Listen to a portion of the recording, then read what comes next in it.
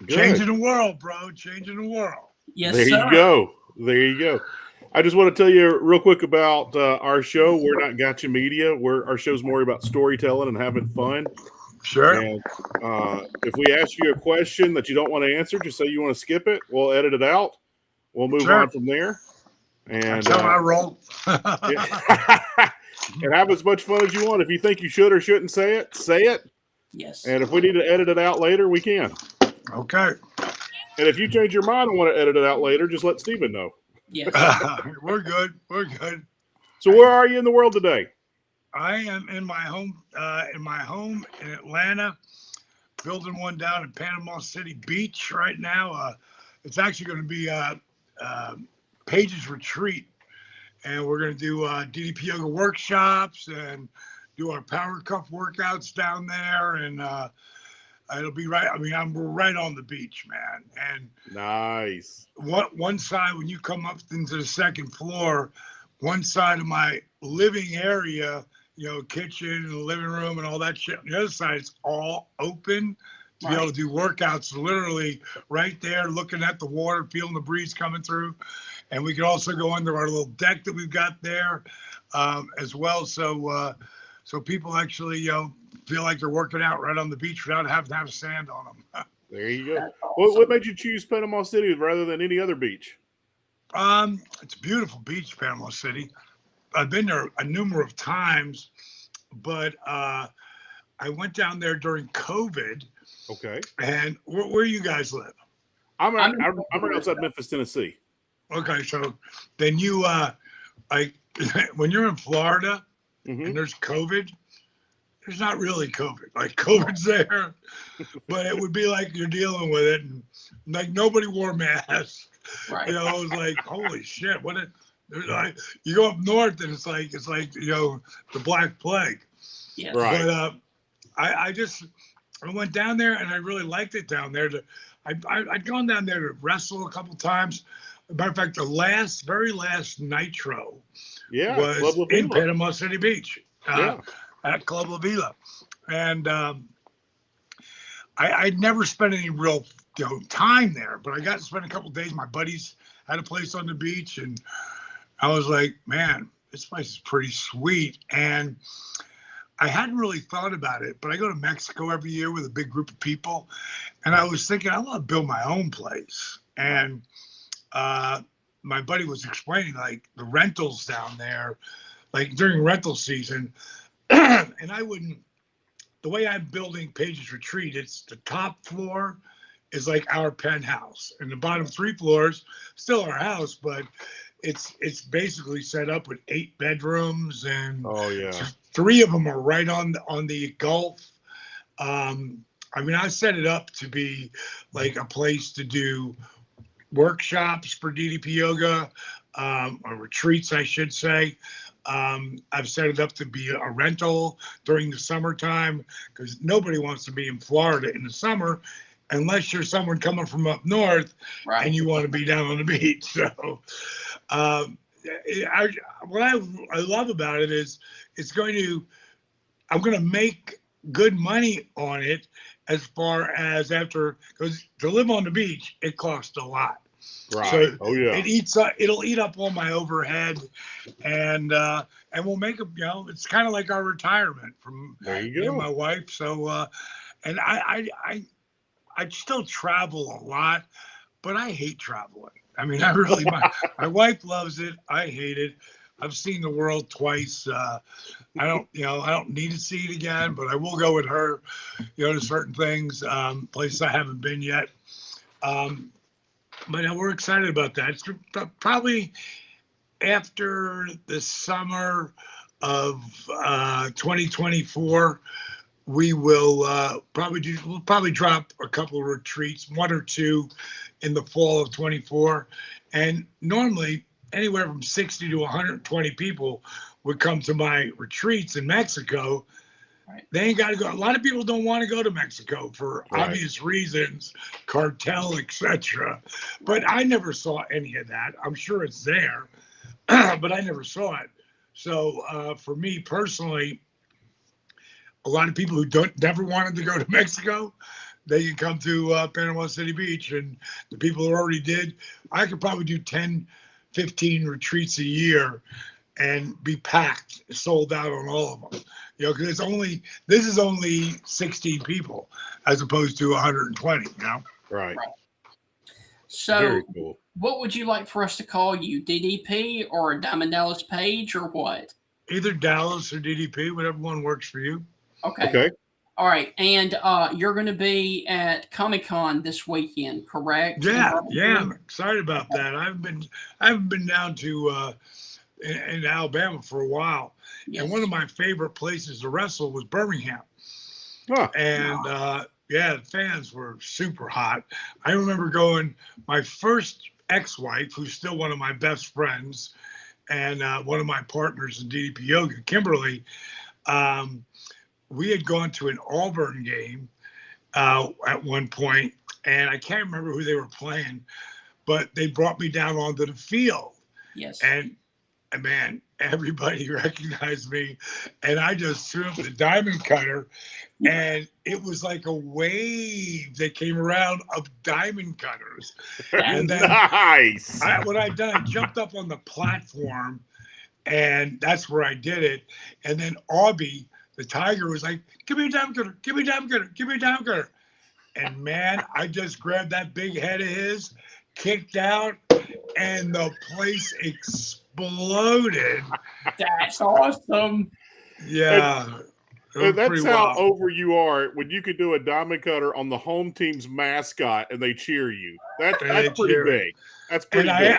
I even have this picture right here, one of the pictures on my wall from the Alabama God. We're talking about, of course, Bo Jackson.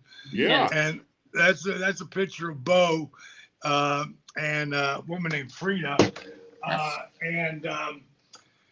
Bo had, he saw me on the field, and his kids were huge fans. So he invited me over to his suite, and I'll just never forget him walking up from, down in the seated area, and the way he moved. I mean, the guy, especially back then, he was just such a specimen. I mean, he looked like a Tyrannosaurus, man. He's so muscular the way he moves, and he was super nice. And it was a great moment with Bo Jackson. I'll say this before we get going. I'll make the story very short. I grew up in the Memphis, Tennessee area, and Bo Jackson played for the Memphis Chicks, the minor league team, before he made it to the Royals. And I was a huge fan. I was probably fourth grade, and ran down there. And Mr. Jackson, we got there as soon as the gates opened, so it's an hour and a half, 2 hours before the game. I was like, "Mr. Jackson, can I please have your autograph?" And there's probably only maybe 4 or 5 kids standing around. And he looked at all of us and he said, "Why don't all you motherfuckers fuck off?" Oh, wow. And I was like, I don't know that word, but I know it's not good. And so, And then when I was a young reporter straight out of college, I got to interview him, and I wanted to bring up that story. Of course, I was all of 22, 23 years old. I was like, man, I don't want to embarrass myself in front of this guy. I don't want him to tell me the same thing over again. But now I'm older, and I said I should have brought that story up. We probably got a laugh out of that, but yeah, that was my first interaction with Bo Jackson. Yours was much better. Well, when I first met Greg the Hammer Valentine when I was 22 years old, and I was outside a wrestling arena called Asbury Park Convention Center that went out on into the water, so it was no AC in that place, so the boys would come out and get air. And I was like, Hammer, how do I get into wrestling? Fuck off. So I got the same reaction from I never said that. Hammer and I have been buddies now for 30 years, but back then, I never said that. I go, Hammer, you did. All right. So I'm going to pull us down. We're going to get going, and we will. Damn, you missed some good shit there, dude. You should have been filming that whole time. Hey, I've got it. Yeah, he had it recorded. It recorded. Yes. Okay, good. Use it. Yes, sir. Heath, do you want to do the honors or do you want me? I'll do it. I'll be more than happy to do it. Okay, cool. All right, here we go. In 3, 2, 1, and go. Hello, SEC and football fans. Tonight we have a very special show. We're going to kind of get off topic of football because we got a very special guest. I've been looking forward to this interview for a while. I know Stephen has as well. Stephen did all the legwork to set this up. Stephen, thank you for that. Yes. With that being said, we're getting ready to interview one of many people's favorites. With that, he has been hugely special in the world of yoga. He is, we just talked to him here recently. He's getting ready to build a nice, big, beautiful place in Panama City for his yoga. But people know him around the world. The former world champion himself, Diamond Dallas Page, is joining us today. DDP, how in the world are you today? Well, unstoppable, or as the shirt would say, relentless. Yeah. Relentless. You know, just there's a documentary. We've done 2 documentaries so far. The first one we did, of course, was the resurrection of Jake the Snake. Have you guys ever seen that one? Yes.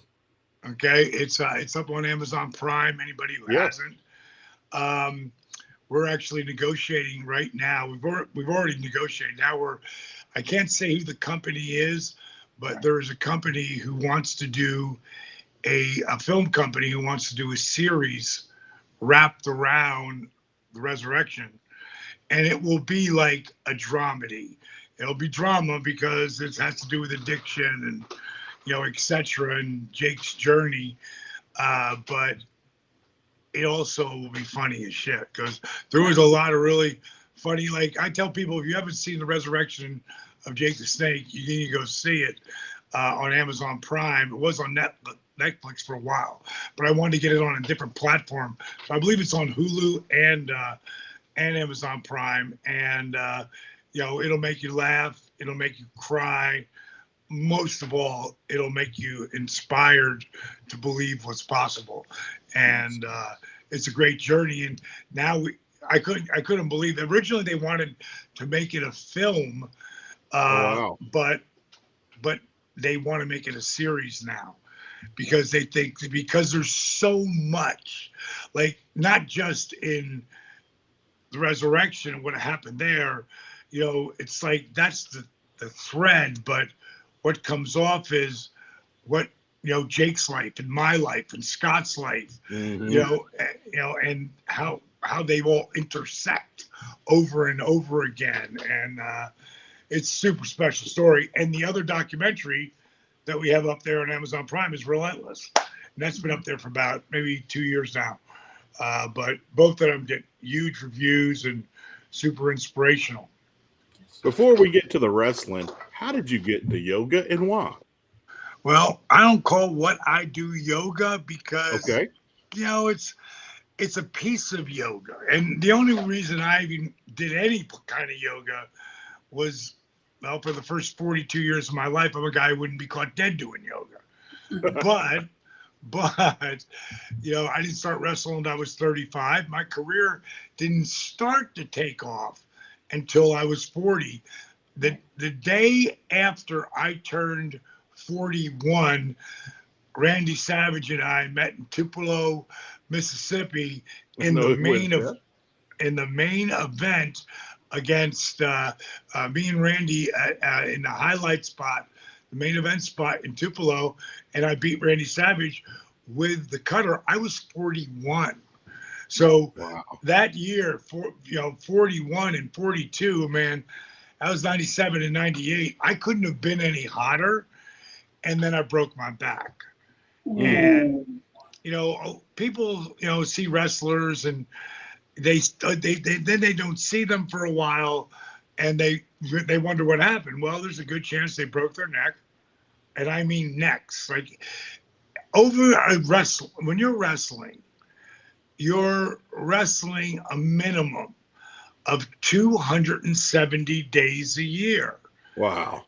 I wrestled one year 278 days in the ring, bouncing my body. And then I always say, like, wrestlers are actors, they're stuntmen, they're acrobats, they're gladiators, they're rock and roll, they're rock stars, and they're truck drivers. Because even though people, see us fly into Birmingham, Alabama, and do a show there, maybe it's Monday Night Raw or Nitro, whichever one we're doing, then we get in the car and we drive 2.5 hours and do Atlanta.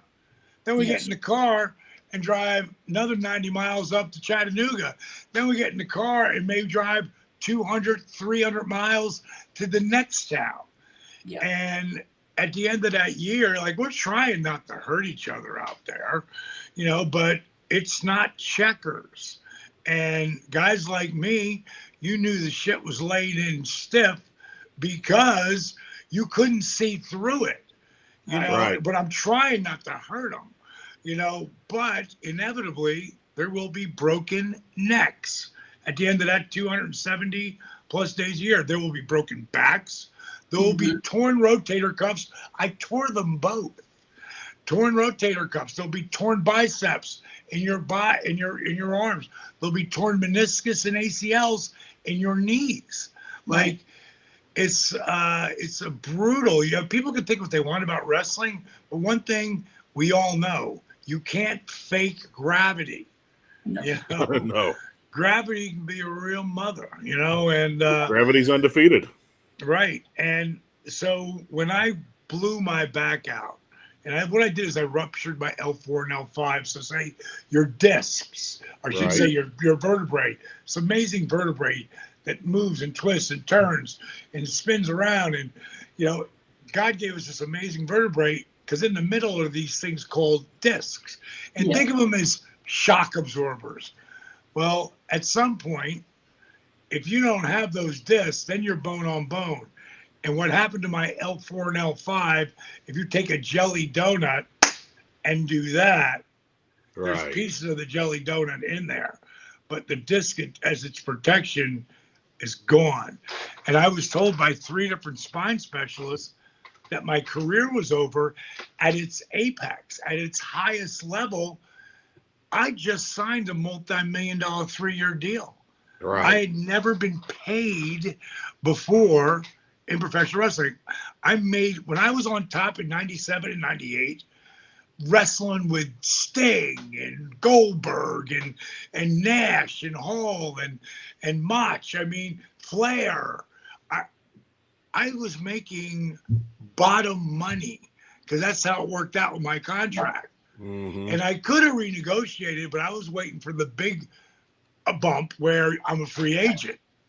And they paid me really great, but then I broke my back. And if I don't get in the ring in 6 months, just like in the NFL, that contract was gone. So, it's amazing to me. Like basketball players, you still get paid. Football players, now they're getting treated way fairer because there's so much more money. But if you go back in time, those poor old boys, they tore their ACL. And if they're not a starting, a big money guy, their career's pretty much over. So you're one injury away from losing not just a career, but the paycheck. And you've become accustomed to this certain lifestyle. I've never overlived my means, which is one of the reasons why I've been so successful as a businessman and everything. Like my houses, my company, my buildings that we own, the place I'm building in Florida has no mortgage, none of them, because I keep reinvesting into myself. Even though I'm 67, I'm going to be 68. I'm 5 months away from 68. I'm constantly investing in myself. So when it came to doing yoga, Kimberly, my first ex-wife, who, like I said, but we're still partners in the company and we're still best friends. She's like, you should really try yoga to heal your body. And I was like, fuck that. I wouldn't be caught dead doing yoga. Like, I'm not going to do yoga. No. So I understand the stigma that came with it because I was part of it. And well, your contract is going to go away if you can't get back in the ring. And when I first blew it out and had 3 spine specialists tell me I was done, I mean, the emotional gravity, pulled me down. Yeah. And everybody goes down. Everybody gets depressed. But the really successful people, they don't stay there. And Yeah. I don't Right. stay there. At some point, stop feeling sorry for yourself. What are you going to do to try to fix this? Yeah. And Kimberly kind of beat it into me to try yoga.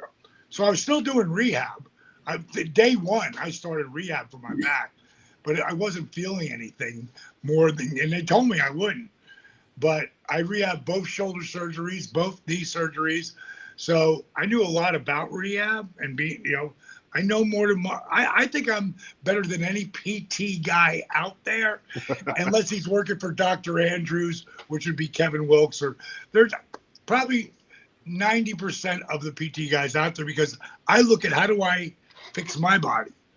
Right. And now I can look at someone else and go, okay, let's start here, go here, and then keep moving forward.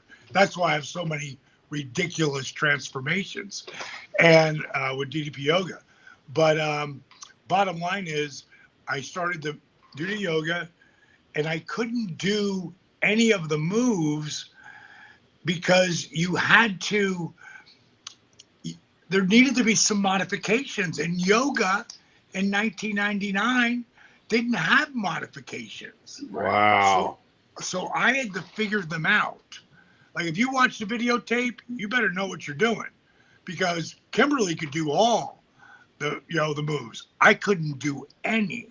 So hence the chair. Like, no one can tell me and I call it DDPY, the workouts themselves. Why? Because I want people to stop calling it just effing yoga. That's why. Yes. Because it's not. And you'll see in a minute what I mean by this. But I started to use a chair to hold on to, because my balance was shot and my back was in so much pain, I could put some of the power into the chair. Like, no one can tell me they can't do my stuff, because our workouts start off in bed. Yes. Bed flex. Then sit in a chair. Then stand, and this is where I started, was holding on to a chair. And so I could try to figure things out. Lower to a knee, step in, etc. And within the first 3 weeks, I felt a significant difference. Like I said, I'm still doing the rehab. Right. One night before I went to bed, I mixed the rehab and the yoga positions. Like, wow, that works. And then I threw in old school calisthenics, push-ups, squats, crunches, done with a slow burn movement. Right. And what I figured out by doing things with a slow burn movement, when it's time under tension, whether you're moving with resistance, like engaging as if there's weight, but there is none, but flexing and engaging your muscles, what I learned by accident was every time you flex or engage a muscle, your heart has to beat faster to get the blood to the muscle. Now, that's science. But I didn't really understand that, because people don't think like that. When you're laying down, your heart rate's the lowest ever. Sit up, it's going to go up. Stand up, it's going to go up. Walk, it's going to go up again. Jog, run, sprint, it's going to keep going. All you're doing is incorporating more muscles, flexing and engaging. So I start to add that into this workout. By accident, I create what today known to companies DDP Yoga. My workouts are DDPY. Kick-ass cardiovascular workout. Like, when you're doing my workout on my app, you got a heart monitor on your forearm or your chest or on your iWatch. It goes right to the app. So it's right up there. You know where you are in your fat burning zone, or not in your fat burning zone, or over it. Mm-hmm. So the bottom line is, I created a kick-ass cardiovascular workout that will break up scar tissue, alleviate pain, and create mobility, increase your flexibility, strengthen your core at a whole new level, all with minimal joint impact. And that's why I was able to do it, because there was little to no impact on my joints, on my back, shoulders, knees. So that's why I've been able to help heal so many people. Like I can just stand up, put my forehead on my shins, but you won't be able to see that. But you'll be able to see this. And what I'm going to do is stand here, and I'm just going to take my shoe off here and take it and stick my foot in your face and pull it over my head at 6'4", 228 pounds of twisted steel and sex appeal. At 67 years old. That is amazing. 67 years young. That's right. That's right. Yes. I learned from Clint Eastwood, who was, thank you, baby. I learned from Clint Eastwood, who was playing golf with my buddy, Toby Keith. And this is 5 years ago. And Toby says, so Clint, they're playing golf. He says, so what are you doing tomorrow? He said, tomorrow's my 88th birthday. He's like, really? He goes, that's amazing. He's like, so what are you doing? He said, I'm starting another movie. He said, you're starting another movie on your 88th birthday. He goes, like, how do you do it? He said, when the old man comes knocking, I don't let him in. Right. I just saw a month ago, Clint at 93 directing another movie. So it's such a state of mind. And that's what DDP, the program is really all about. It's not about the workout.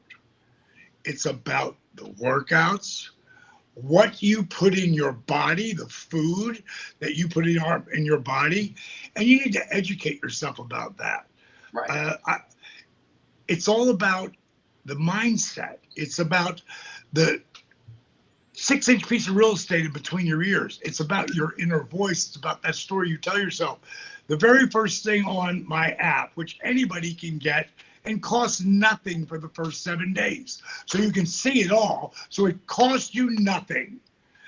Yet people still will hem and haw about it. The bottom line is the very first thing on the app is the list.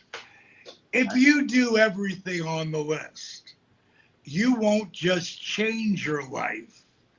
You'll be on your way to owning your life. Because of this program, within 3 months, I was able to get back in the ring. I went back to I went to Houston, New York, and I had a top spine specialist here in Atlanta. His name's Dr. Edrews. And when I came back after 3 months and could put my forehead on my shin and hold my foot over my head, he had never seen anything like that ever. And he's like, you're bone on bone. How is that happening? But I created so many different things that's different than yoga. And it's part of the things that I threw together to elongate the spine and create those muscles around it. I don't know how I do it. I just know that I can still get in that ring and hit a diamond cutter at 5 months from 68. And I'll do it when I'm 70 somewhere, just to show, and I'll pop right up. And, just, there's certain things, are worth, feeling sore for, the risk and reward. And that's why my last match, I was 2 months from 64. And Jake texted me, it was AEW. If you would have told me, I said it in a promo, that if you'd have told me that 19 years later, after WCW had been canceled on TNT, that 19 years later that I'd be back there.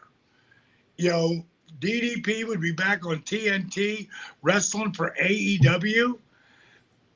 I tell you were smoking crack, because how could you even imagine that? But because of the shape that I am in, and I train all the time, I could go out and do it. I won't consistently, because every time you get in that ring, you leave a little piece of your body in there. Yes. Wow. So, DDP, I do want to ask you briefly, you've got an event coming up in Birmingham this weekend? Go on ahead and tell everybody what you're doing up there in Birmingham. I actually be there with my beautiful wife, Paige. Yes, my wife's name now is Paige. So she's not just Paige. She's kept her maiden name, which is McMahon, believe it or not. And she's not no relationship to the royalty of the McMahon family. Right. But we'll be there, and I'm really excited because I'm going to get to see Sting. I haven't seen him in a while. He's only in for Saturday morning, I think, and then he's gone. But I'm going to get to spend some time with Kevin Nash, who's one of my closest friends. Here's a great picture of me and Kev back when we were the Vegas connection. Wow. And Vinny Vegas, and that's Raven back when he was Scotty the Body. Right. I've got so many pictures of me and Nash. I don't know exactly where they all are, but you can see I got a few pics up here. But I'm looking forward to spending that time with Kev and Mick Foley. All three of us will be there. We'll all be going out to dinner somewhere. Where's actually the site? Is it in Birmingham or is it somewhere else? Yes, it's Birmingham. In Birmingham. Mm-hmm. Okay, cool. One of my favorite places to wrestle. I can remember it was me and Lex. I want to say it was against Scott and Kev. And we went in there and lit it up, and then they got heat on me, and they must have beat me down for 10 minutes, and I just about to make that tag, and boom, Scott come over and drop the forearm on me, and just about to tag Lex, and Kevin would bang me to pull me back. Oh no! He must have gotten a call. Dude, that was awesome, man. That was awesome. I hope he comes back. DDP, you there? Yep. There he is. Yep. Oh, we can't hear you. We can't hear you. Can you hear us? All right. Try exiting and coming right back. Maybe we can hear you.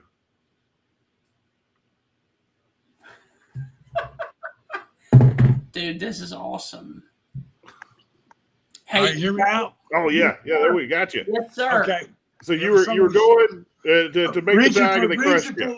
Reach for legs, and bang, Kevin, take me down. And finally, they were chanting DDP so loud. When I finally tagged Lex, the roof exploded. Yeah. And Lex came in and hit boom, boom, boom, boom, boom, and we won the match. And Lex, I think he wrestled for 45 seconds. And I wrestled for 15. Wow. 15 minutes. And whatever it was a great match. And another time had the same effect when it was me and Benoit against Raven and Saturn. Back again in Birmingham. It was a great show, and I just loved people down there. Right. You know, you've traveled the world wrestling. Where were some of your favorite places to wrestle? Like, wow, this is really cool, or a place that you really look forward to going to, or returning to? Well, absolutely. Like Birmingham was one of them as far as the fans, because they they took me in, But also Atlanta. Salt Lake City was huge. Chicago, love Chicago. Philadelphia, and really anywhere in Florida, because I was there for a number of years in the nightclub business, and I was a host with Gordon Soley on Florida Championship Wrestling when I was color commentator down there. So, I had a lot of love in Florida, but really everywhere. I enjoyed wrestling everywhere, but those particular places stick out as like, man, I'm gonna get super pop here. So, DDP, when you ultimately got into the WCW, talk about what it was like for you to meet Eric Bischoff for the very first time. Well, I met Eric Bischoff before WCW. Okay. So we were both in the AWAs. So you don't know this story, do you? No. No. This is a great story. We were doing, like, I was managing Bad Company, Medusa. I was managing and think Colonel De Beers. And so I was out a number of times during the show, and I would always have different diamond dolls. So we were in Rochester, and I was like, why don't we do a search for the diamond doll in Rochester? And I'm coming off knowing most of my girls in the beginning were, especially when I was AWA, it was 1988. Right. I was living in Fort Myers, Florida. I ran hot legs, bikini, wet t-shirt contest with some of the most beautiful chicks ever. So that's what I was used to when I was if I was doing a diamond doll search. Well, then we end up somewhere in Rochester, Michigan, where the men are men and so are the women. And but I love the women up there. But there was a lot of hefty women in this contest, and I got pretty drunk. And at some point, after everything was over, Pat Tanaka and Paul Diamond were my wrestlers that I was managing. I was like, hey guys, let's get out of here, man. I got to get something to eat, man. I got to get a little sober where I crash out.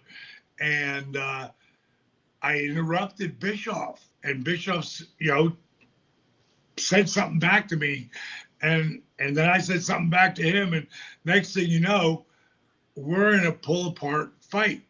Wow. And so he's office. He's one of their guys in the office. So don't do that. You'll lose your job.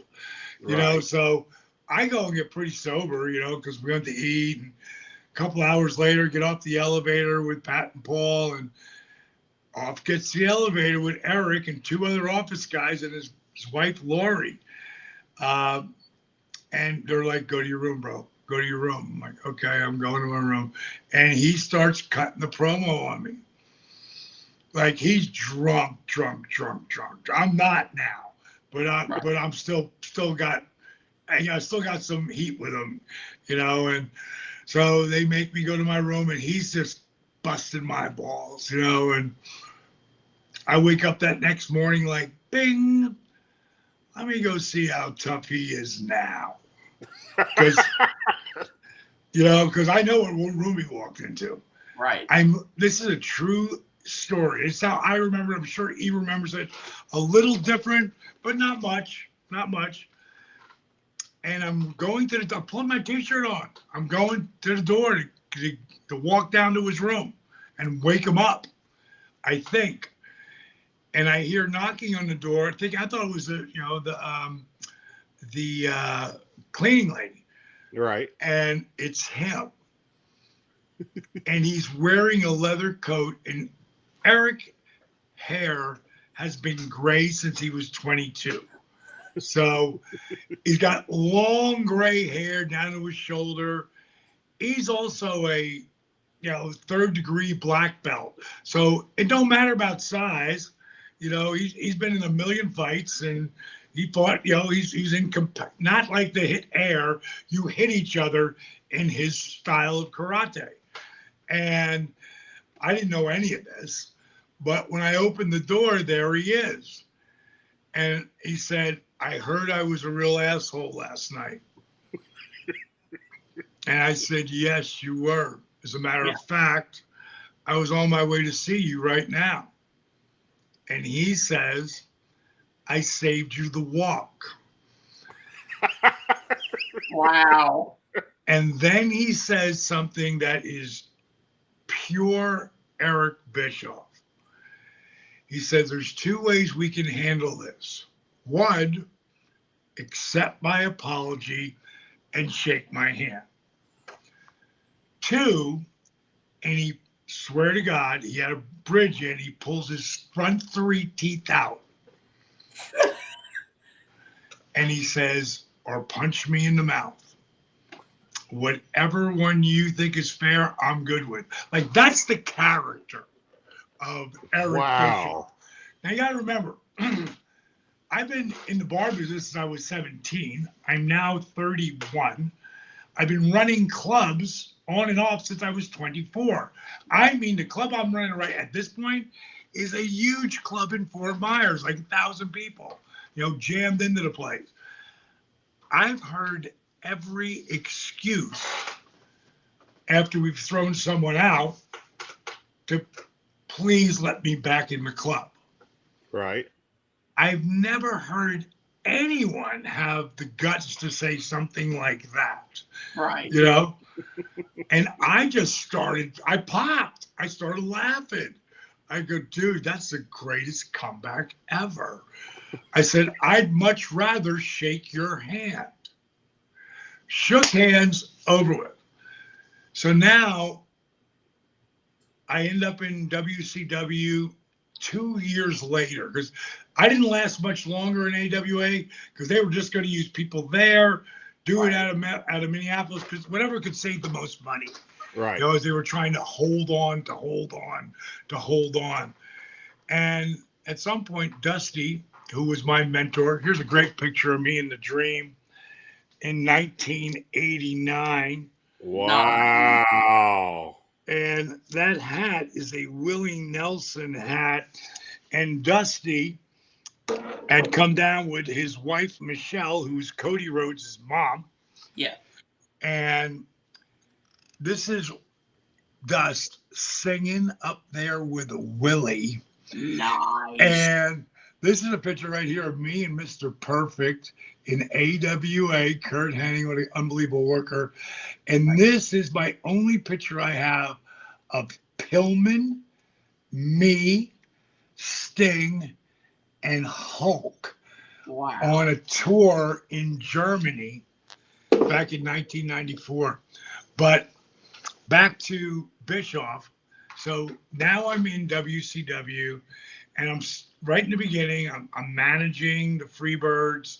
I'm doing color commentating on our 4th syndicated show with a guy named Lance Russell from Memphis. Oh yeah, At the time was 72, but looked like he was 52, and he was amazing. But Jim Hurd, who was running the company at the time, they wanted a new fresh face in there. And Dusty said, there's a new guy coming in to try out with you. And I'm like, okay. He goes, I think he worked with you. He worked in the AWA. Do you remember an Eric Bischoff? Now, this is years later. I met Eric once, twice, the night before and the next morning. But I didn't know him. So he said, have you ever heard of Eric Bischoff? I said, God, that name sounds familiar, but I don't remember him. He said, well, he's trying out with you today. If you like him, help him out if you want. If you don't like him, you think he's an idiot, just bury him. And he didn't say bury him, but he said, don't help him. Right. He said, you're doing color, of course. He's doing play-by-play. Make sure that happens. I'm like, okay. So I'm waiting, and it's TV. We got to be in Columbus, Georgia for TV, but they want me to try out with Eric first. And it's 90 miles from Atlanta. And the clock keeps ticking because he ain't there yet, because Atlanta has a lot of storm patterns, so you might end up circling for 2 hours before you come in. And that's what happened. And when he walks in the door, like I'm ready to leave because I got to go. But when he walks in the door and he walks in looking like that Ken doll, perfect black hair, the suit, handsome son of a bitch. And even though he looked nothing like the guy I saw, I remembered him because of his eyes, Right. but I didn't have time to say anything because we had to get right in the booth. But I recognized him right away. And I'm like, hey, man. He's like, hey, Eric Bishoff. I go, great to see you, man. Listen, we got to do this right now. I am so late. I got to be in Columbus, Georgia. So he goes, okay. He goes, let's go right to the booth. So we go to the booth. It's a 6-minute match, maybe. We do it. And I said to him, okay, because you remember, let me digress for a second. Eric calls up and he tells me this later to find out who he's trying out with. And when he hears Diamond Dallas Page, he thanks him, hangs up the phone, and looks at his wife, Lori, who is one of my favorite people ever, and says, we're toast. And she goes, what do you mean we're toast? And again, this is how I remember it, right? There's always my story, his story, what really happened, but this is how I remember it. And she's like, toast, why are we toast? I'm trying out with Diamond Dallas Page. She goes, why should that matter? Diamond Dallas Page, the guy I almost got in a fight with, blah, blah, blah, blah, blah. You know, I was a real asshole to him, not doing. And in our business, it's probably like this pretty much everywhere, but especially in the wrestling world, you could be down here, but eventually you could be up here, or you could be somewhere here. But the guys who get fucked around by the guys up here, when they get the chance, there's a really good chance, probably at least 70% of the time, they're going to stab them back for being the douchebag that they were. I'm not that guy, though.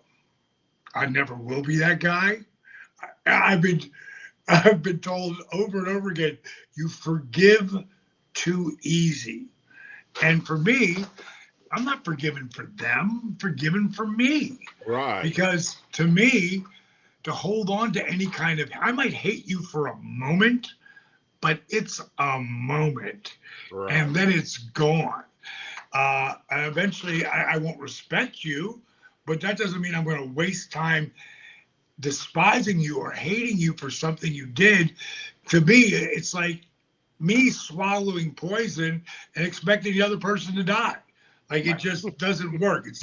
It's not how I'm programmed.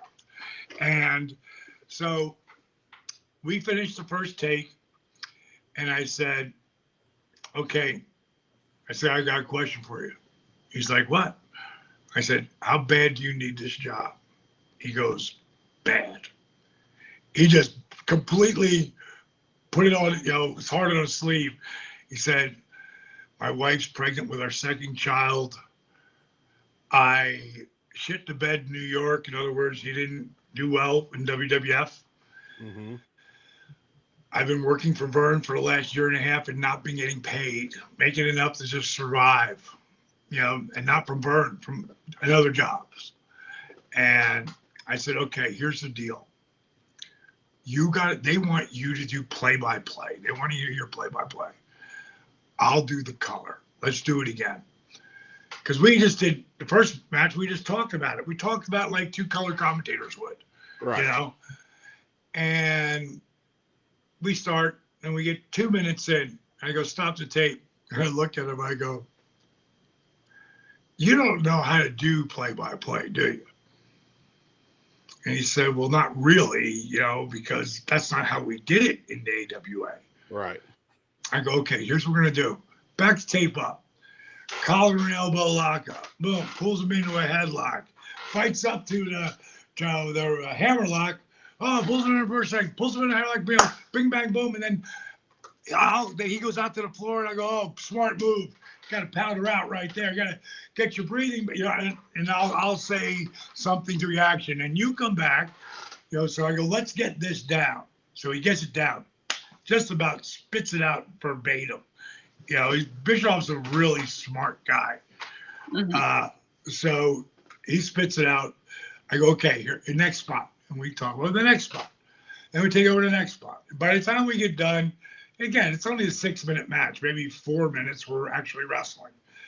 So I said, let's put this down for him. I think he's got it. And he looks at me I'll never forget. We're so close. We're in this little booth, like jammed next to each other. He puts his hand on my leg and he goes, "Can I ask you a question?" I said, "Yeah, sure." He goes, "Do you remember me?" I said, "Yeah, you're the guy I almost got in a fight with in the AWA." He goes, "Just checking." And like, it would cement our friendship. And we just grew from there, but it would cement our friendship forever because Eric Bischoff knew that I can remember, I never really realized it till I left and I went to WWE. I never realized, it didn't hit me that how many times he never really pushed me at all, especially those first 4 or 5 years. Like, not at all. And like he said, when he inducted me in the Hall of Fame, that it was twice as hard on me. But it was really like 5 times as hard because he wouldn't give me that. But the one thing he would do is he protected me from the backstabbing.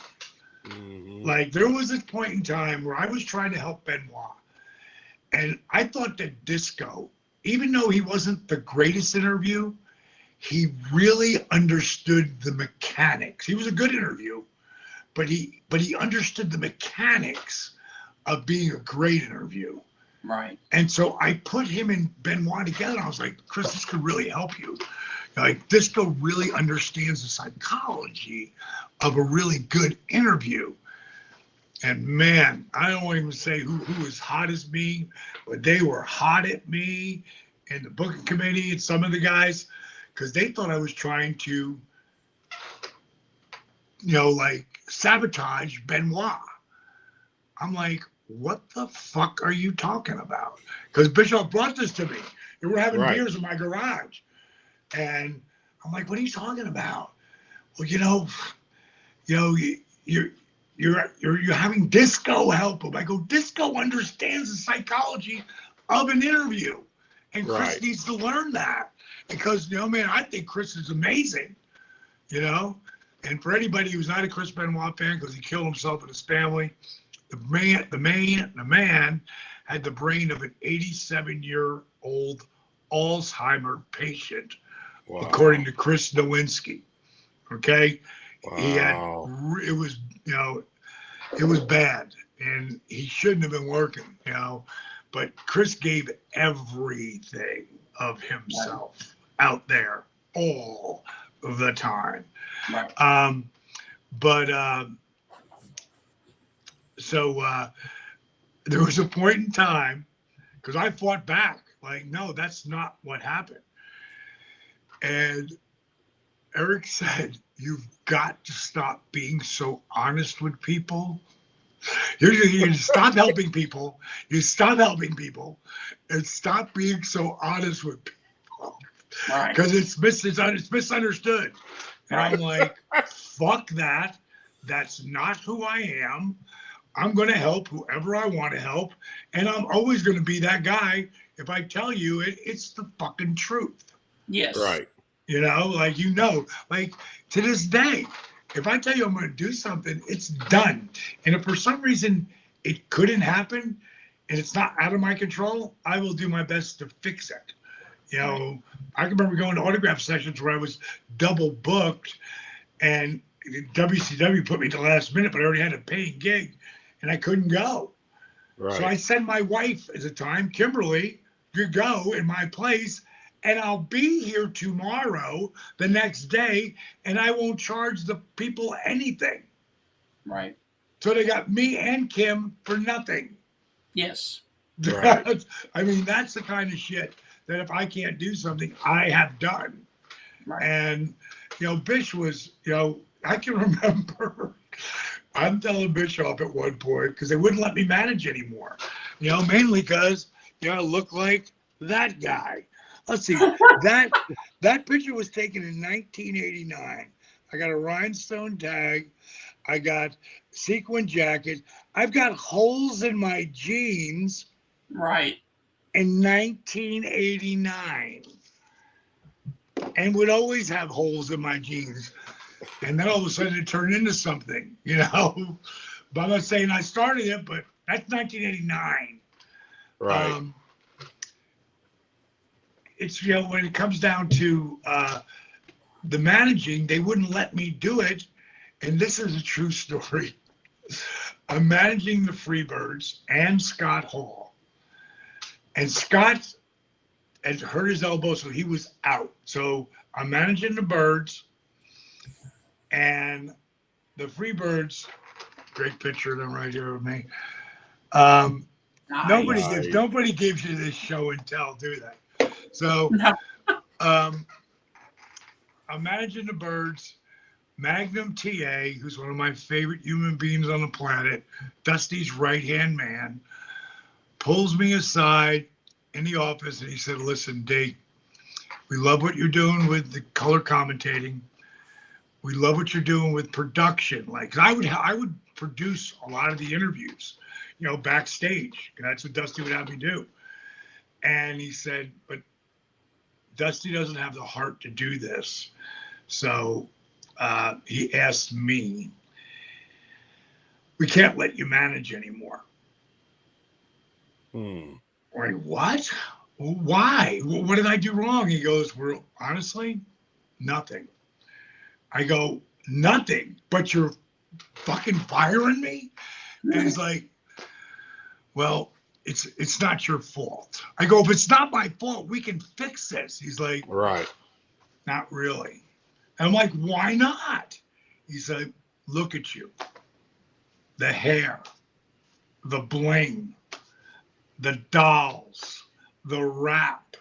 Like, you're taking too much attention away from the boys out there. And I had Scott Hall literally warn me about that a couple of times. And I thought, fuck, he's wrong. But he wasn't. You know, he wasn't. Plus, I was 6'4", and at that time, like I am now, about 225. You know, I was a big guy, bigger than my wrestlers. So, man, I said, Magnum, are you telling me I'm too over the top for professional fucking wrestling? And he just started laughing. And I was like, I go, bro. He's like, hey, it's not your fault, bro. He goes, what we should have done was put you in a pair of tights and boots and see if you can do this. And that emotional gravity grabbed me and pulled me down, boy. And like I said, I don't stay there. None of the greats stay there because everybody, including The Rock, who's worth $800 million on his way to being a billionaire, if he's not already, you know, and, you know, Trump and friggin' Obama and Oprah and LeBron and Tom Brady, they all go down. Right. They just don't stay there. Yeah. Right. So I you know, I complained and whined to myself about it. And then I thought, wait a minute, you got 7 months left on your contract. I'm going to learn how to wrestle. So now that's in my brain. I go to where the Freebirds are. We're getting ready to walk out. And I remember distinctly we were in Chattanooga because in Chattanooga there's this blue curtain that was plastic. And I just remember that. And those two guys came up to me. Now those two bastards, they would rib me so much. They were unmerciful, the Birds. And this day though, they were amazing. They were so heartfelt and so empathetic about me losing my gig. Wow. And wow. At some point I went, hey, I can't tell you how much I appreciate that, bro, but I got 7 months left of my contract, man. I'm not worried about it. I'm going to go down to power plant. I'm going to learn how to wrestle. And they looked at each other, and they looked at me, and they looked back at each other, And they burst out laughing so hard. Like Michael, like holding on to Jimmy as he's falling to the ground, like kicking his feet and banging his hands. Friggin', like that's how crazy they thought I was, for even thinking that it was possible at 35 and a half. So in 1996, and the only reason I know this date is because somebody sent me this match. And I had some great matches with Sting in my prime. But one of my early on matches, which is in 1996, I'm a mid-card guy, Right. at best. But I'm going against Sting, and we're in a really good spot on the card. It's Sting. He's the guy. And Sting, it's January 24th of 96. He says to me, "So what do you want to do?" I'm like, "You're going to let me call some of this?" He goes, "I'm going to let you call all of it." Wow. And we went out there in about 8 minutes, and I had him go right for the Scorpion Deathlock at like 40 seconds in or something like that.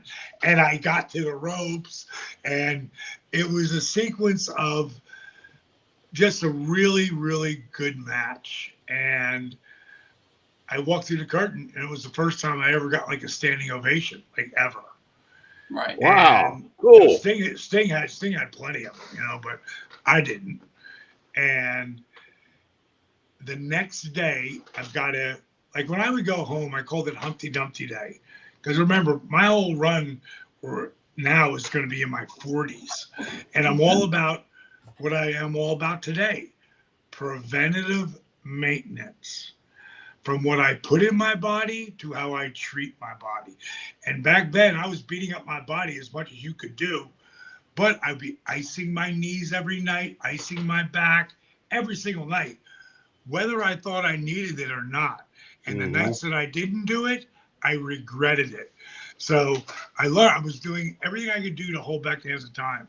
So I called it, when I would get home, Humpty Dumpty Day, where I would put all the King's horses and all the King's men to put DDP back together again.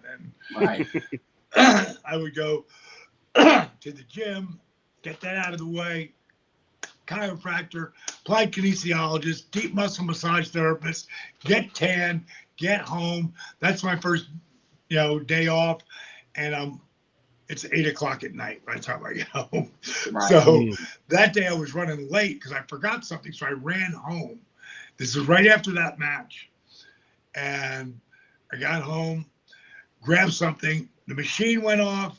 I heard the phone going. Machine went off. I just let it go to the machine as I was racing out the door. And I hear, "Page, P.S. Michael P.S. Hayes." I'm like, "Oh my God." I ran over. I hadn't talked to him in like 2 years because Bischoff had let him go, and he had gone to WWE and was one of their top writers. Right. 30 years later, he's still there. Like, that's how good Michael P.S. Hayes' mind as far as wrestling is concerned. You last bringing 10 years in WWE in the office, you're great. You last not 30 plus, you're an anomaly. And you're really, truly amazing at what you do. So Hayes, when he hears my voice, "Motherfuck, son of a bitch, God damn." I'm like, Mike, what's the matter? He's like, "Page, you know how sometimes you call in the middle of the day because you don't want anybody to pick up the fucking phone. You just want them to answer the answer machine, want to leave a message?" I said, "Yeah, do you want me to hang up so you can call back and leave a message?" "No, fuck it, you're here now." He's like, "Page, I gotta be honest with you. Saw your match last night. And I got to be honest. He said, I have never been so happy to eat crow in all my life. Great fucking match. Click, and he hung up on me. That's great. That was a huge moment for me. You know, like now, Michael PSAs knows. Like, the first believer I made was Jody Hamilton, who was the assassin. And he told me, Dave, you just stay consistent and you keep doing what you're doing, you might have the ability to live the dream I know you want. The next one was this guy who just left my house right before you guys, Jake Snake Roberts. Yeah. Nice. And he friggin' saw it right away. You have to understand, I know Jake from my nightclub in Fort Myers, Florida. Because when you work Tampa and then Miami, which that WWE did all the time, that's 300 miles. Fort Myers was right here. Yeah. So Jake came in one night. We got shit-faced drunk. He didn't pay for anything. He'd tell the boys about it, and they made that loop like probably once every 4 to 6 months. Right. So guys were showing up. Here's a picture that Luke put up on his Facebook last year of me, him, and Ted. And he wrote as a caption, DDP before he's DDP. Right. Great. Later that night, me and Ted are doing upside down tequila shooters. That's awesome. Ted came with his wife, Melanie. It took me 20 years to get him here to finally start doing some DDP yoga.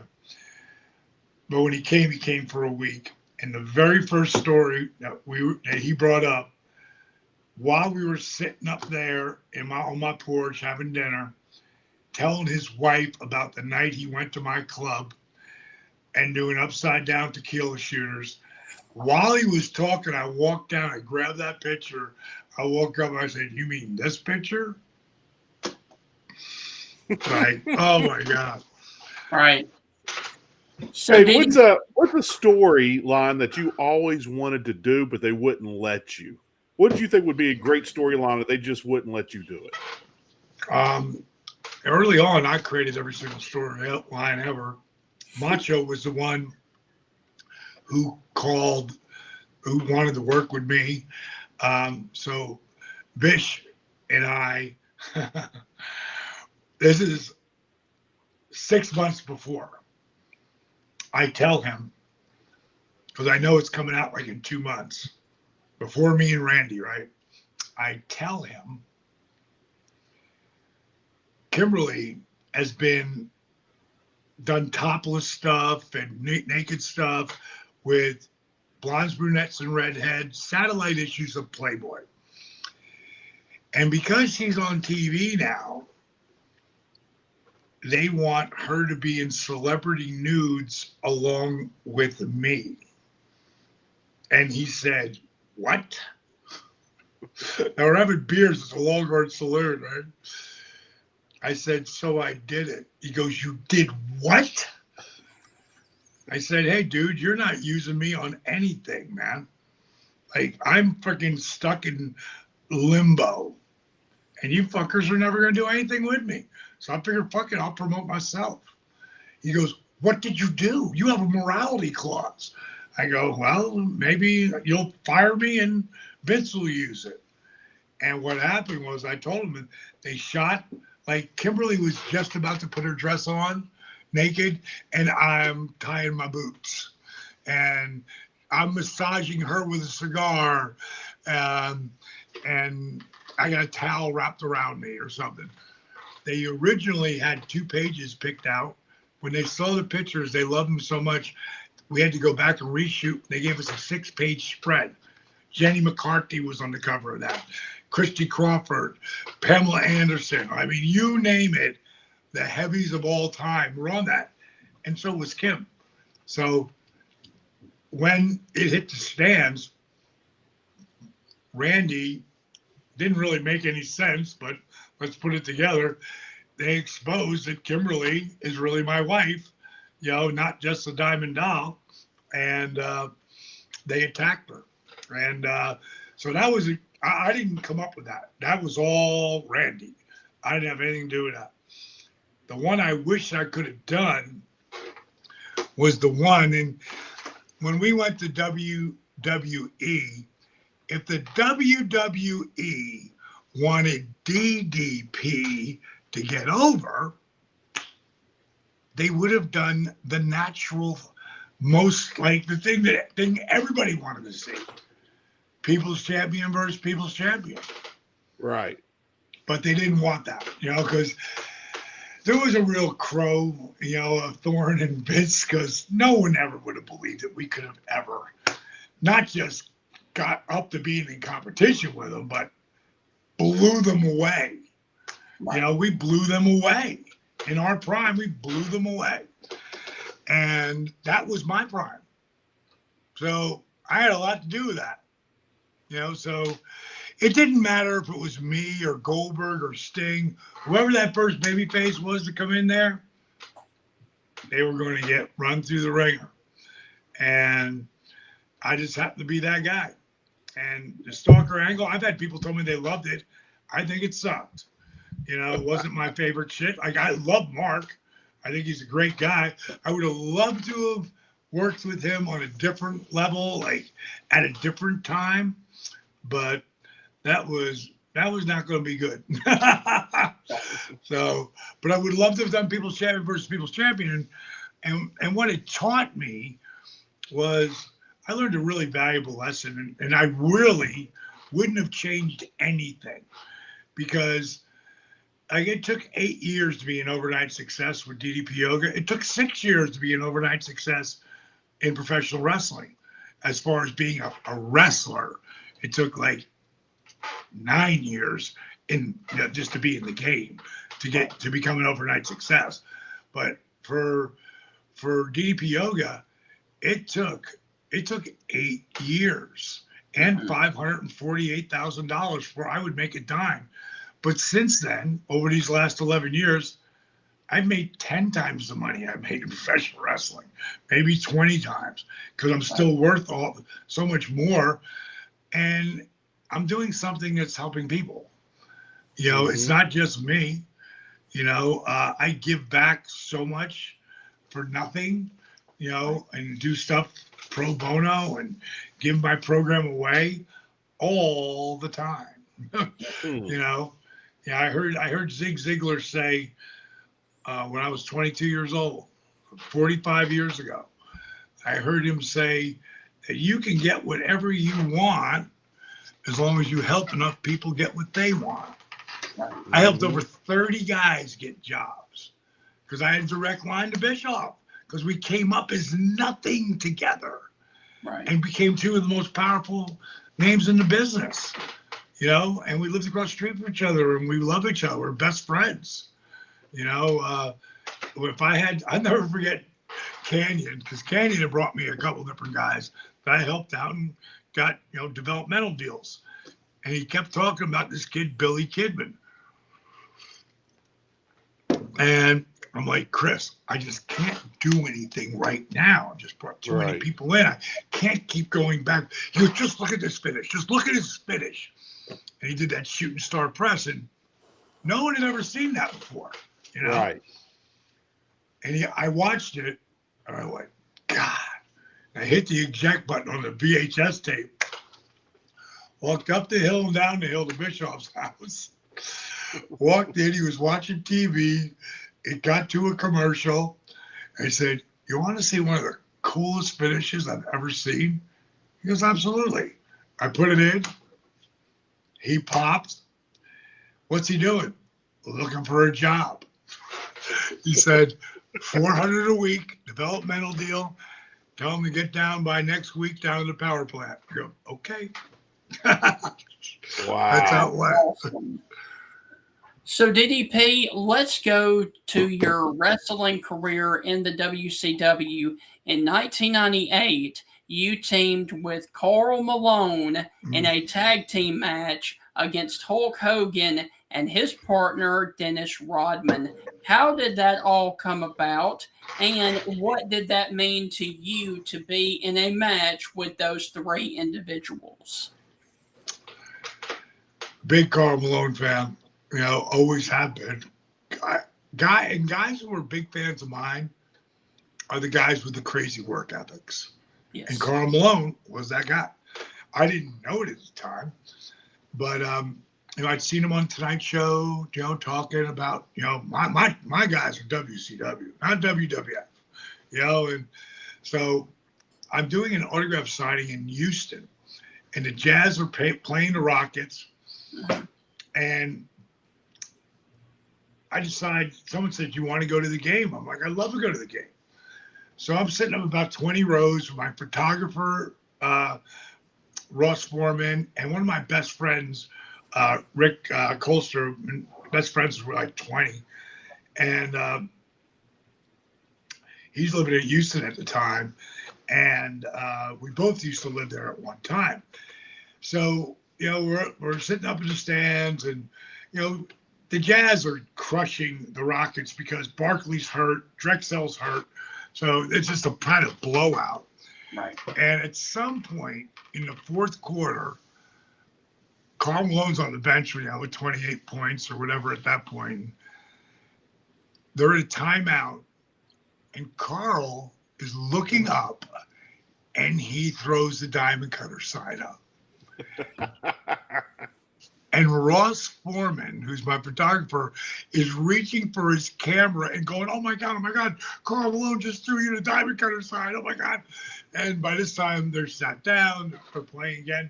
He goes, the next time he does that, you got to get him to do it again. I go, bro, I don't know him. He goes, he knows you. So the next time out, we're only 20 rows up, so I can see, Joe, we're not that close, we're not that far. So I look at him, I put my hands like this, and I point to with Joe. He has the camera, and then I do this. So Karl does it again, and he got a shot of the diamond cutter. Well, he sent back 3 backstage passes for us. We go back there. As I'm walking down the hall, Barkley sees me. He's like, DDB, because him and Flair, super good friends. He's even, occasionally we'll talk to each other, call it now, whatever. But Barkley, great guy.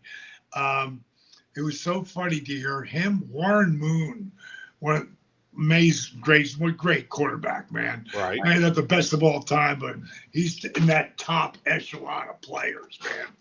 And him and Barkley go on a thing about who's the better athlete, basketball players or football players. And I wish I had a little camera to video that shit. It was so good. Right. So they say, Karl's outside. So I come walking out, he give me a big hug, and we talk. We just bonded immediately. And I said, listen, I caught you on a Tonight Show. Appreciate you putting us over the WWF. And I said, obviously, you love our business. If you ever want to be a part of it, I can make that happen. We can maybe go down to power plant or whatever you want to, just want to see what it feels like. And so we exchanged numbers. And then he called me when he had tickets for would have been Jordan's last game. Right. Because it was his all-star game in New York City. And I just happened to be going there that day for Toy Fair.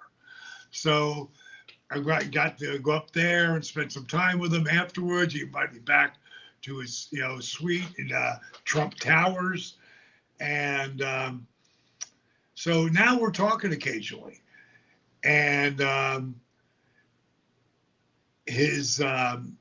we were talking to him. He goes, will you talk to my mom? I said, of course. And Miss Shirley. I said, hey, Miss Shirley. She goes, who is this?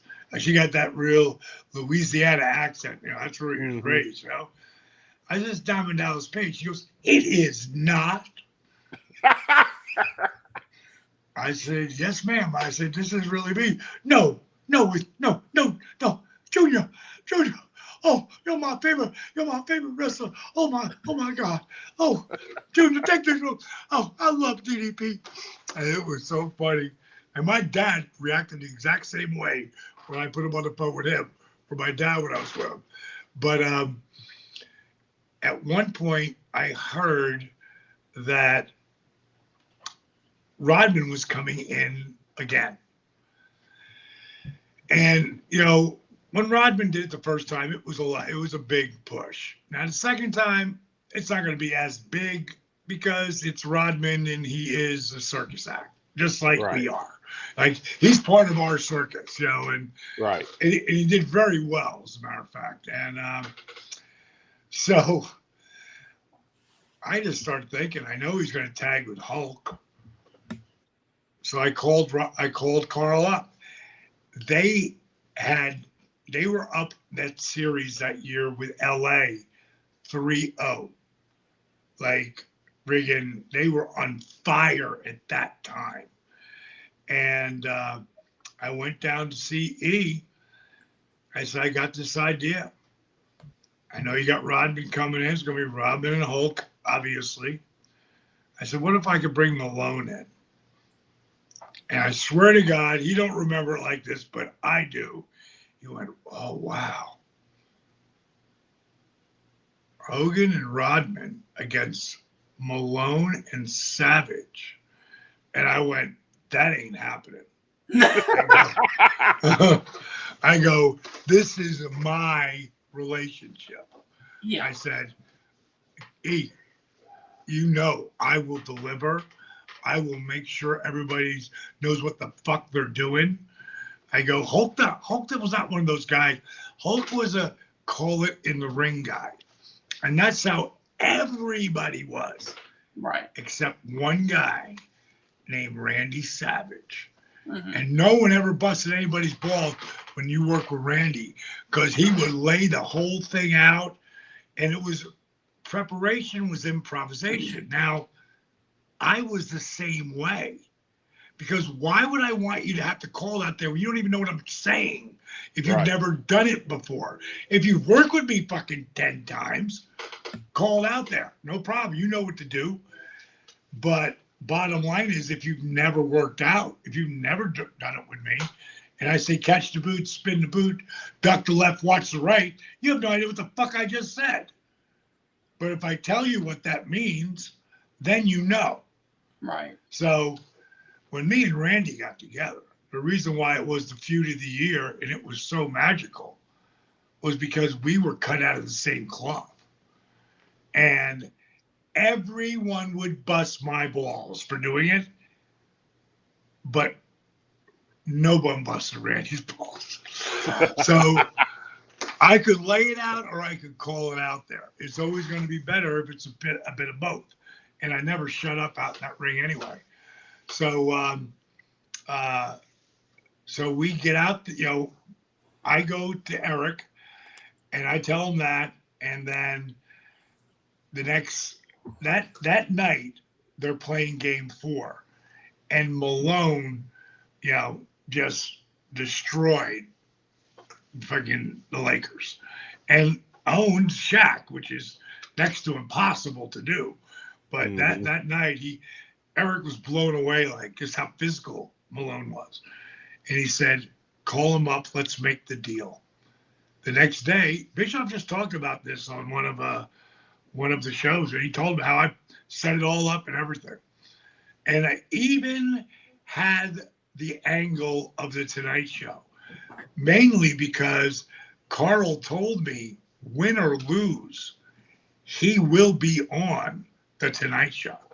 Mm-hmm. So it became the perfect thing when Rodman was out there with Hulk, and then we came in from the wings, threw the chairs down, threw up the diamond cutter, and shot our angle with Jay Leno in the middle. It was a really big deal. Now, I know we're getting close to the end because I got to get going, but I will share this with you. 4 years earlier, I'm in Berlin on this tour right here with Hulk and Sting and everybody. And I'm wrestling the same guy every night, Jim Duggan. 5 nights in a row. And they weren't using me because the booking committee really didn't believe in me. Mm-hmm. And it's next to impossible. It is impossible to become a great wrestler if you don't wrestle all the time. It's impossible to be a great country artist. You know, like you guys down in Alabama right now, Riley Green is one of my favorite. I've never met him yet, but he's one of my favorite artists, along with Justin Moore and Cody Jinks and Cody Johnson. Gotta put my boy over freaking Darius Rucker. Like those are my favorite guys. But Riley's brand new. Like he didn't become good. He didn't become great playing once in a while. You know, he became great by being out all the time, being on the road and repetition. So I get out of the ring, first match in Berlin. I come through the curtain and Hulk grabs me and he pulls me over and he says, "How you doing it?" Hulk, how I do what? He goes, "How are you getting so much better?" He goes, "I never even see you on TV except once in a while." That's because they weren't using me. He's like, then he answers the question. He goes, "This is how they're doing it, right?" Because he had just got in the company. This is his first European tour. And he says, "This is how they're doing it, right? They're putting you on the road, keeping you off TV so you can learn your craft." I said, "Hulk, I ain't been on the road in 4 months." "What? How are you doing it then? How are you getting so much better?" I said, "Well, Hulk, I really appreciate that." I said, I go down to the power plant. He goes, "What's that?" I said, "Well, that's where they train the young guys to be wrestlers. And as you can see, they don't use me that much." He goes, "But when they do, I see you come up with something new and you get the people involved. Like I watched you the last 5 nights in a row. And every time you go out there, you're doing something different. You're getting the people involved." And he said, "So what is the power plant?" I said, "Well, I go down there and I work with the guys every day. If I'm not on the road, I'm down the power plant working beginning to end. First to come, last to leave. I'm going to go out there and I'm going to be able to have a match with anybody at some point in time." And I said, what I figured out is the more you teach someone, the more you learn, the better you get. And he said, "Whatever you're doing, keep doing it. Because it's not this year or next year or the year after, but somewhere down the line," and this is a quote, he said, "I believe you have the ability to draw huge money with me." Right. And he walked away. And all I could think about was, did Hulk Hogan really say he watches my shit? You know, like, wow. That pay-per-view with Karl Malone and Dennis Rodman and Hulk Hogan and me, whose idea it was completely from A to Z, is the second biggest pay-per-view of all time for WCW. Wow.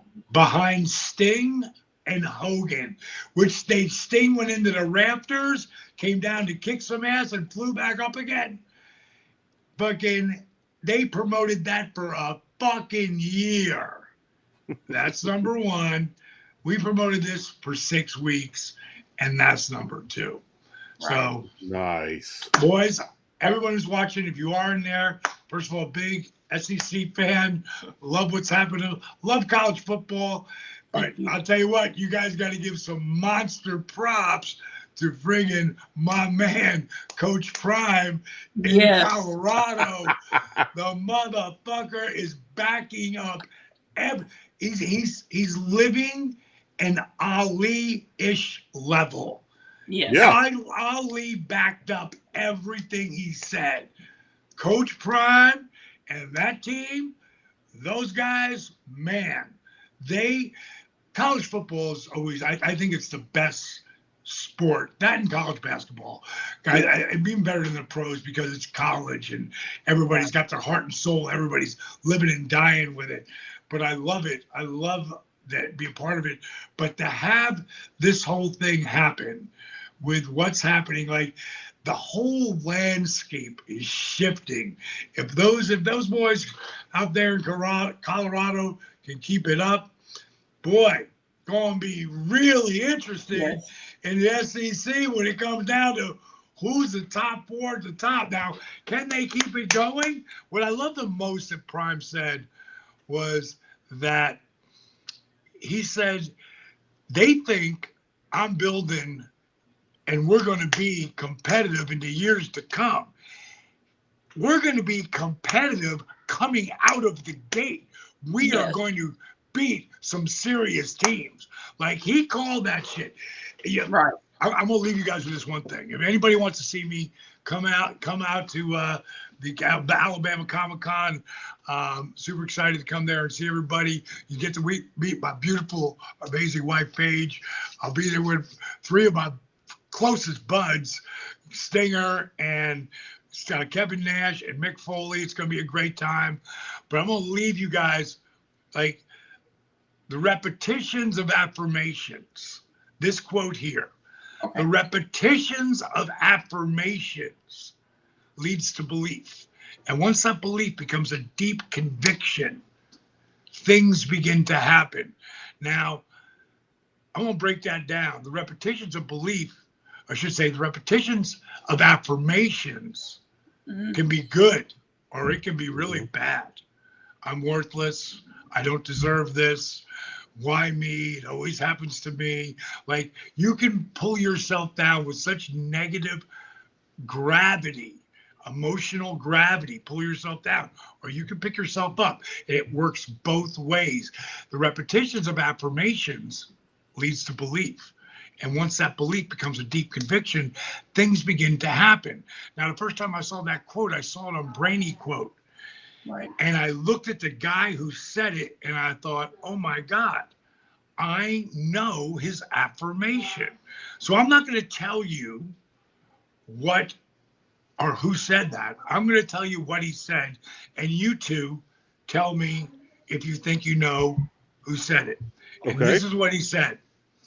I am the greatest. I'm the greatest of all time. Who said that? Muhammad Ali. How do you know that? Because I've seen it and I've heard it. 1 billion fucking times. Yeah. Like, he said it when he was a kid. So go back and think about what the affirmation was. Yeah. He'd been calling himself the greatest since he was a kid. The greatest of all time became his mantra. The repetitions of that affirmation led him to believe. And once that belief became the deep conviction that can only come with work ethic, when it becomes a deep conviction, things begin to happen. Right. I'm going to leave you with this very last thing. In 1998, I was on top of the world. And Ali's at a signing that I'm at. I'm not until later on in the day, but I'm at 6 o'clock in the morning on that flight because I'm getting there early to meet my guy that I hold at his highest esteem. Right. And I sat on tarmac for 6 hours. Oh, no. When I finally got there, he was done signing. I was sure he was gone, but no. I still believed. I'm going to the green room. He's going to be there. He's going to be there. He's going to be there. I get in that green room. It's packed. And I can't find him anywhere. And then I hear Diamond. And I look over and it's him. And I'm like, holy shit. Muhammad Ali knows my name. And he's doing this. And my brother got this picture, as he called, lock up. Nice. Muhammad Ali called the lock up. The next time I saw him, he took this one with me. That's awesome. All right, guys. Maybe I'll see you there. Anybody who's watching, you want to come on by, see me? Pictures, autographs, kiss some babies, the whole deal. And Okay. if you want to try DDP Yoga, go to ddpyoga.com and try 7 days free on the app. And you can check it out. And then you'll see I'm not just helping people change their life, I'm helping people own their lives. Yes. Heath, Stephen, it's been your pleasure. See you, boys. Thank you. Yes, sir. DDP. Yes, sir. Love it. Thank you. Come back and join us at the end of the year or the beginning of the year because I think it'll be great. All right, boys. Catch you later, Thank man. you. All right. Thank you. Dude, that was phenomenal there with DDP. We really hope that you guys have thoroughly enjoyed it. And Heath, let's go ahead and sign off because this has been amazing and a great way to end the week here in Tuscaloosa, my friend. We are out. See you guys next time on the Stingray Show. And you have just been inside the Master of the Diamond Cutter with DDP on the Stingray Show. Bang!